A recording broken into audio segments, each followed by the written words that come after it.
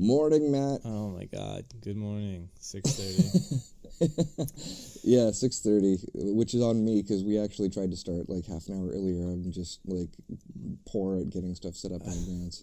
You know, I get up about this early most weekdays, but the Yeah. weekend is kind of my recharge time.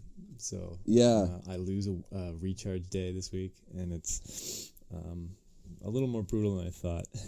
Which, Yeah. I mean, this goes back to what we're always talking about with having kids and stuff. It wouldn't be so bad because I could just go back to bed. But yeah, I mean, that's not an option anymore. I mean, I literally have the baby monitor in front of me, watching her, just ready to jump as soon as I need to here. So. Oh man. Well, hopefully she stays asleep forever. Yeah, I mean, what I normally do when I'm making up for lost time is I'll nap at the same time as my kid naps. And it helps a little bit, but... Yeah, I go with that strategy. Or nap at, like, lunch or something. Yeah. Which is less effective because it's not comfortable. But this is what you got to do, right? This is how you make time for hobbies when you have kids. Yeah, exactly. Well, it's kind of bananas for me. I'm extra tired right now, not because of the baby, but because of the exact opposite. Because my wife took the kid away for a week to go visit some friends, so... that has left me with an overabundance of spare time, and instead of catching up on sleep, I've been playing a few more video games than I should have. I, of course, don't feel sorry for you at all. Yeah, so it's going to be... So now I've got like that hungover tired feeling because I went to bed at like 1 last night, and... It's like you feel kind of crappy, but it was so wonderfully worth it kind of thing, right? Yeah. So the what games have you played this week is going to be enormously lopsided because I think I held my 3DS in my hands late one night and was like, and just, literally didn't play a single game at all. So, yeah. I thought about it. Well, full disclosure, as always, I am working for EA right now, so my views are mine and not of that of my employer. But I decided to play Battlefield 1 this week. And I only played through the campaign mode. I didn't touch the multiplayer at all. You say played through it, as in you're done it? Yeah. Oh man, I should maybe start getting up at 6 every weekend. Okay. Well, how was it? Yeah, but like I said, this is because I've got no baby mania here, right? So I sat down and played through the entire campaign, which was 11 hours. Okay. Nice. And it was pretty solid. There were some oddities in how they chose to give you information, in my opinion. I haven't played games on Origin before, so I'm not used to like how the achievement systems and stuff work there. So right. I feel like it wasn't as detailed as you would get when playing a Steam game. Are we talking the story here, or is this like kind of like, I guess, the tutorial-esque elements? No, I'm just talking more of like on a UI user experience level. Like when you get an achievement, I'd get something that would pop up that would say press like Shift F1 or whatever to find out more information, and I would, and I didn't see any more information about my achievement, so I had like no idea what it was that I was doing. And then there's like little hidden items that you find in the game for I don't know, you can just open up chests and find field manuals, I guess they're called, or there's like challenges that you can do. Okay. But I haven't found anything in the interface that explains what the challenges are. You just get a point for doing them. Is that intentional, maybe? Like, I have no idea. It's like all of a sudden... Things? Yeah, it's like all of a sudden I'll do something and then I'll get a message saying I completed the challenge, but I had no idea there was a challenge in the first place. Okay, well, that's one way to design and things. So then I completed one of 2 challenges, and I have no idea what the other challenge is. Got it. So it I don't know, I think it weirdly affects the replayability, because I don't want to necessarily replay trying to find the challenges aimlessly. So that was pretty weird for me, but aside from that, I thought the game was fantastic. Clearly, I'm using the same game engine at work right now, so I was doing a lot of work trying to figure out like what sort of stuff can be done in the engine. Okay, yeah. Which is unusual for me. I normally play a lot of older games and stuff, and not so much stuff that's like just freshly released. So I spend a lot less time normally analyzing that stuff. Right. But I don't know. I thought the graphics were great and kind of inspired me to try some stuff at work. And then what was my other point? So I decided to pick this up on Friday, which in Canada was Remembrance Day. Right. So for anyone that doesn't know, that's like a Memorial Day thing. That's at the end of World War I.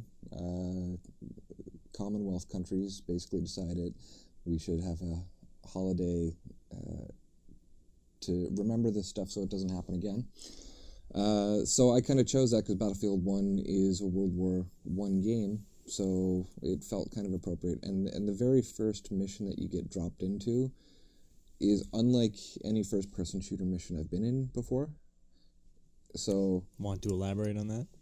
Yeah, so like most of the time, it's like, you know, you're a single person and you're rushing the battlefield. You start off at one place and you get to your objective, and that's the end of the level, right? Right.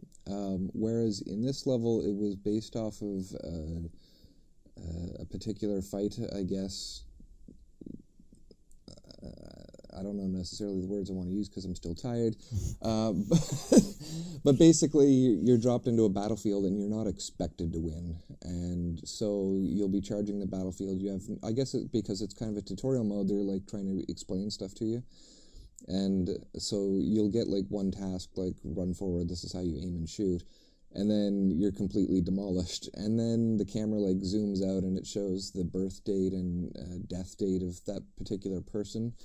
And then you spawn somewhere else on the field as someone else, and you're learning a new task, and get killed again. And so that happens a few times, and it really makes the war feel way more grim and hopeless. And so, I don't know, it felt like particularly appropriate to be playing it on that day.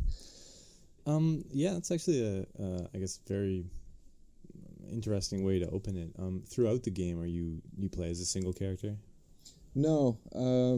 So I feel like the whole campaign mode is just driven at teaching you how to play the game so that when you jump into the multiplayer, you don't suck. Okay. So it seems kind of the same way. Like there's, I think, 5 or 6 different main stories, and there's kind of different objectives to each of those stories. So like in one you're a pilot, in another you're a tank driver, and another you're just... riding a horse around and stuff. So cool. Because are all the experiences like? I mean, would you say each? It sounds like each chapter is a kind of different way to play the game. Were they all pretty solid, or do you think some of them stood out a little more than others? I think the last one. I think the last one definitely stood out from a graphics point of view, but. I don't know, they were all pretty solid and unique. Like, they all took place in different parts of Europe, and I don't know. I thought they were all just pretty solid experiences. Probably you'd get more enjoyment out of it if you spread it out over a few days instead of just marathoning it all in one. You do what you got to do, right? Yeah. Okay. Cool. I got to the end and it was like 3 a.m. and I'm like, I'm just gonna go to bed. Yeah. No, if I was in a real war, I wouldn't just be able to quit. I'm gonna stick it out. Oh, that's immersion, man. Yeah, exactly. Nice. So, do you like play a lot of shooters? I mean, are you no. kind of, so you don't have like this pool of experience necessarily you're really comparing this to? No, not really. I played Battlefield 1942 back when I was in college. Right. And then I played the Left 4 Dead games. And I think that's basically it, unless you want to include... And that says something about us, I think. Yeah. Since that excludes like 90% of the big hit games or something. Yeah. I haven't played like any of the big Battlefield or any of the big like Call of Duties or... Have you played Titanfall? No. Yeah. Well, so I tried the demo of it in VR, but yeah. That was it. Yeah. I think, I don't know, I'm the same. I do intend on trying Battlefield soon. I would like to try Titanfall 2. It seems interesting to me. It's a bit of a spin on the shooter thing, which I don't know. I'm not someone who dislikes shooters. I just don't have that experience, and especially now where shooters are going more and more with kind of a focus on the multiplayer. I feel like if you're behind already, it's a little bit harder to jump in, because I mean, everyone at that multiplayer arena that you're going to be joining is just so infinitely beyond your skill level, right? Yeah. So yeah, it was absolutely brutal when I started at my last job, because one part of my job was to test the game that we're playing or that we're making, which this was Gears of War 4, and I had never played a Gears of War game, so we are doing the tests for the multiplayer, and everyone else has like at least a year of experience making the game on top of me. So you were that guy who could beat anyone else at Tetris, but at this game we're just like a little baby flailing, right? Yeah. I had my GameCube hooked up to my spare monitor, so I could play Sonic the Hedgehog every now and then. You need that one thing that kind of legitimizes you amongst all these other people. Yeah, but I was getting absolutely destroyed in the multiplayer, and it's not fun when you're in that situation, right? It really isn't, yeah. When you're coming into like a multiplayer Battlefield game and everyone else has like 6 Battlefield games of experience more than you. And I think that's a huge deterrent. I mean, going back to what we, I guess, always talk about with the whole lack of time and having a family and all that. Like, I really need... I have to get good at a game in, like, these little short bursts, which I find... For example, like a multiplayer shooter, I haven't figured it out yet, I guess. Like, if I wanted to become competitive at one of these, I honestly have no idea how I do that with my current lifestyle. With your current lifestyle, no chance. Yeah, I mean, it's inconceivable, right? So that's a real barrier to entry for me. Yeah, which is why it was fun for me to just play through the campaign, and like I said, I'm gonna just leave it at that, because I don't have time to get proficient at the multiplayer. Battle all the single people. Yeah. I used to. So when I was playing Left 4 Dead back in 2009 or 2008, whenever that was, I actually played that competitively, and so I racked up something like, I don't even remember. It was definitely well over 100 hours that I put into that game, and then I actually played in like a game tournament that was hosted by Newegg, I think. Okay. And so I entered into that because me and some people that were playing, we got exceptionally good, and we were regularly winning the games with random people. But when you start getting into the competitive environment, it's a whole different beast. Yeah.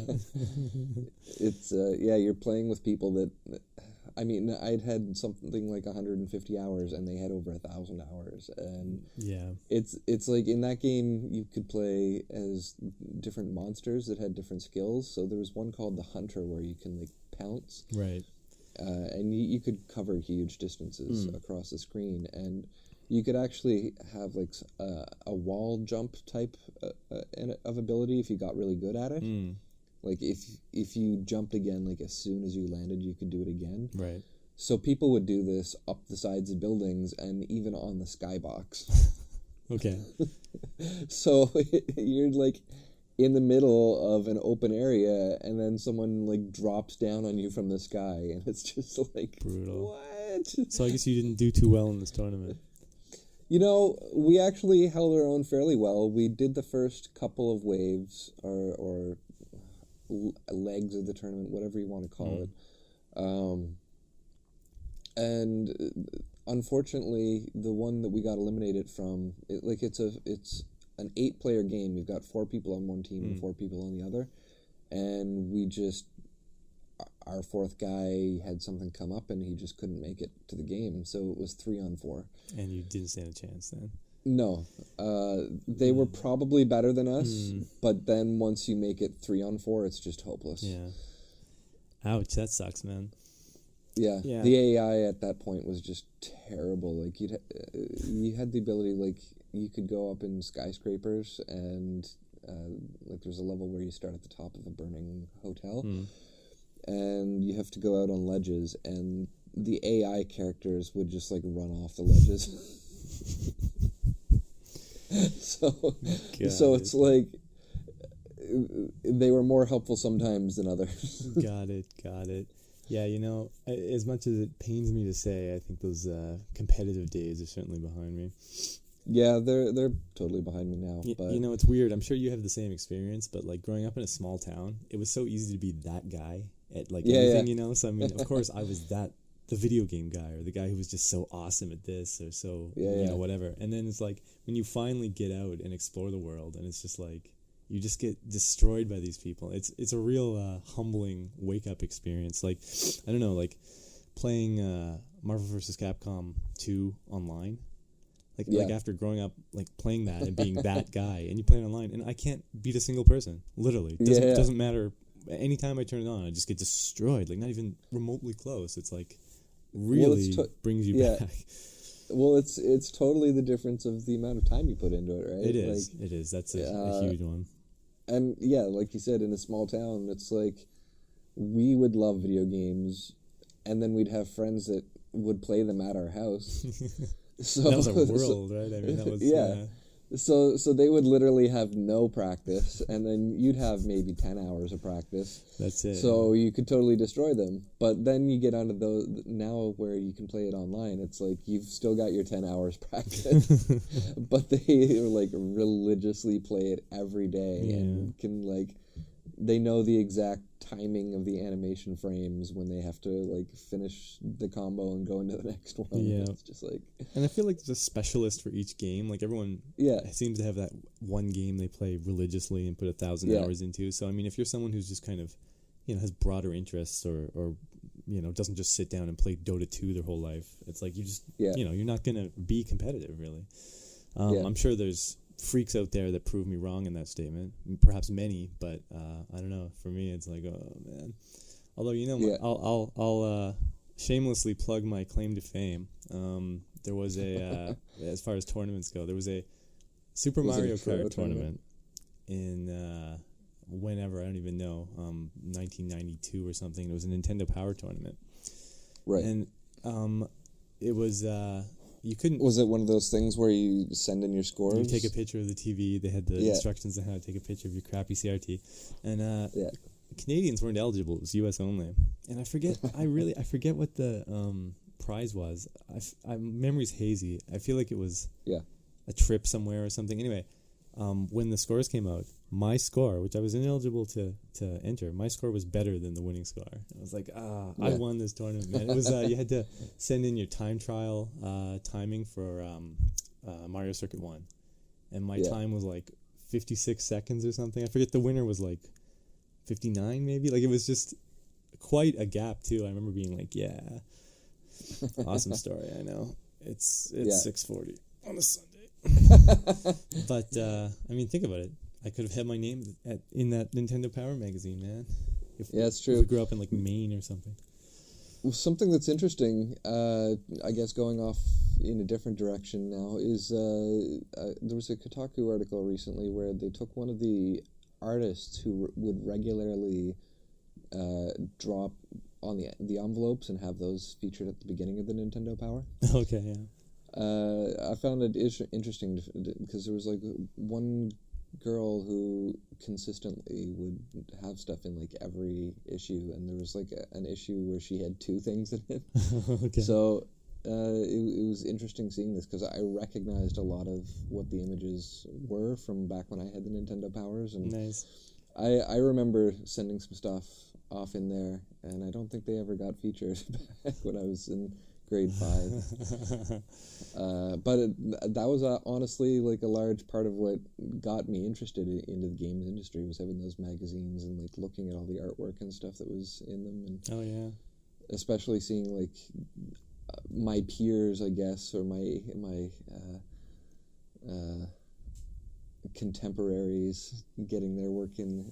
Yeah. I think it was Mega Man 5. They solicited for robot suggestions or something. Yeah, I think they did that for all of them, or at least Capcom did directly. Yeah, there was. I don't know. I think there was one where I thought one of them they took suggestions from Japan, and then one was from North America, and 5 was the North American one, and maybe like 4 was Japan or something. I don't know, but that magazine, like just exactly as you say, seeing your peers take part. Seeing all these designs for robot monsters and the fact that they legitimately had a chance to become those final designs was like super inspiring. I just remember spending a weekend at my friend's house drawing out robot designs, trying to like come up with that one that was going to be so good that we'd put our stamp on video game history or whatever, right? But I mean, to this day, that's one of the things my dad makes fun of me for. With sending those in. Yeah, I had like a duotang filled with lined paper that I drew like Sandman and Birdman, and like I had just like 50 different things in there, and so awesome. My dad still loves to make fun of me about all these garbage mans and oh man, nice. Yeah, we had fish at the time, or I guess they were my fish. We had these 4 fish, just like typical, fish bowl stuff. I have no idea why, but I like obsessed over these fish, and I named them all, and then I'd write stories about them, and it struck me as weird that no one else around me thought they were awesome. You know what I mean? Like, it was just the weirdest thing. But anyway, I remember writing out this whole like game idea starring these fish, and it was going to be so awesome, and sending it. My friends were in on it too, or a couple of them, when we sent it off, and never got a response. But I mean, in retrospect, it's, I guess, kind of funny how your mind is so different when you're a stupid kid. Yeah, it's like there's totally like contests and stuff now where I'm just like, I don't have nearly the same motivation to put that time into it. Maybe that's just because I'm a parent. Probably. There's like the odd little design contest or something that I'll see now, and I'll be like, I should enter that, and then I just don't. Yeah, well, I think. But as a kid, it was just like, I would see something that would catch my interest like that, and I just like pour hours and hours into it. Yeah, well, nowadays. I mean, I don't know. Like, if I decide I have this amazing idea and I'm gonna make my mark or whatever, I mean, I could like literally just on Saturday start making that game, right? I mean, when you were a kid in 1991 or something, there was no concept of that, I guess. So it was just so like any info kind of dribbling into your hands was this amazing thing, right? Like kind of insights into how stuff was made and stuff. Yeah. So in that way too, Nintendo Power was an amazing resource, I think. I was like kind of the behind the scenes, or like even stuff like they'd be talking about their call centers and how you can call for advice, and they just have a picture of a guy like on the phone, and I was like, oh man, I'm looking at someone who actually works at Nintendo. Oh my god, like that level of insight was incredible to me. So the Nintendo Classic thing came out this week, and the reason I'm thinking about that is because I remember reading that they actually opened those call centers back up for like a week or a month or something so that people can call into that if they need help with those games. Awesome. That's awesome. That is awesome. I don't know, this is kind of tangentially related, I guess, but I always found it interesting. Nintendo supported each of their systems for like 25 years or something. If you had particularly the one that stood out to me was if you had a disc system. I mean, it was only on sale for like 2 years, but if you had a disc system whose disc belt broke, you could send it in and get it replaced until like 2010 or something. Like, they had that service so long. I remember it being active. Like, I remember them announcing they were canceling it.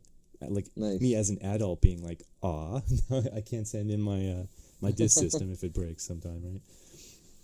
Yeah, I guess you could have just gone in there and like grated the wires with a rock or something and then sent it in just to get your free repair before they ended the service. Yeah. Well, I'm sure it was Japan only, and then I don't know where I was at the time or whatever. I don't really remember, but you'd have to show your original receipt.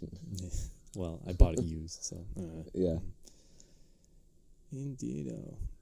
Yeah. So you didn't. I guess Friday wasn't a holiday for you guys, right? No, it wasn't. So the only option you had was to try to look at Amazon to order one? Yeah, I mean, so at work we have like it's a huge company, and we have a bunch of mailing lists, and there's a retro games mailing list. And so I talk to those guys a lot, and people are just all over it. They're like, maybe you can get it here and check this place. And no, I got one. It was interesting to take part, but I kind of knew I had no chance. I mean, it was a busy day, and I'm running from meeting to meeting, and I don't know, like the 2 p.m. opening on Amazon, I actually missed because there was my boss was in my office, and I was just like, whatever. So I intentionally didn't get optimistic about it. I didn't get optimistic about it either, but I did. Because no one else was around, I did still make somewhat of an effort. Right. So I live across the street from a Best Buy. So I looked at the Googles, and it told me that Best Buy opens at 10. And I was like, okay, well, 9:55. I guess I'll just walk across the street and wait. I should be getting at the door just as they're opening, and I'll get myself a Nintendo because they're obviously not going to be that popular. And so. And was there a huge line at 8? Yeah, well, there must have been. So this is what I did. I go over there, and at 9:55, I guess they opened the store earlier, and there were already people walking down the street towards me holding on to one. And I was like, fuck. So heading right back to the apartment to post on Craigslist, right? Yeah, exactly. Yeah. So I decided to pick up my walking pace, and I went in there, and there was a huge line already. So I just they had a greeter at the door. I don't know if that's their official job title, but I just asked the question, do you guys have any of this left? And she's like, there was a line up at 7 a.m. I was like, so are there any left? She's like, no. So not a chance. So I figure at that point I was already outside. Why not go around to some other places anyway? Get a little bit of walking in for the day. So I hopped on a train and went to the Broadway and Canby area, where there's another Best Buy. I could tell that they were already going to be sold out, so I just skipped it and went straight to the EB Games, which was about to open. And there was a lineup of 40 people or so. So I was just like, okay, I'm too late to be in this line. Yeah. You would have had to take the day off. Yeah. Well, it was a holiday here. Oh, yeah. So, so I guess that was part of the reason there was more competition. Right. So then I decided to go to the Toys R Us, which is on Broadway, because I figure no one shops there. So I went there, and of course they were sold out too. So there was no hope of getting it anywhere unless you were already lined up before the stores opened. Yeah, none of that's surprising to me at all. So when I was at the Toys R Us, I actually asked the cashier, so the PlayStation 4 Pro just came out. How many of those have you sold? And she said, well, it came out yesterday and we've sold one. So there you go. So there you go. I've been saying for like 10 years that Nintendo should literally just put the original Nintendo back on sale because they'd make money. People would buy it. I mean, this is cool too, of course. The Mini, it has games in it. Everyone's like, oh, I can just hook it up and play it. Maybe it's better. I don't know. There's no barrier of entry, That's right? it, yeah. But imagine exactly the same thing, but it had a cartridge slot. So if you have games still kicking around your attic, you could play them or something. I'm just I had always thought if they just put it back on sale for cheap, it would sell. Yeah, it would sell. Yeah. It would. Maybe as a limited time offer or something. I have no idea. I'm not a business person. Maybe the manufacturing costs to spin it back up would have been significant or whatever, right? But there's definitely that market for it. A used original Nintendo on eBay. I know it's there's that a bit of a collector's premium you're paying, but it's $80. Yeah, I think that it would probably sell, but they'd have to do a much more limited run of it because you couldn't just. I feel like the only people that could take advantage of it are people that already have the games.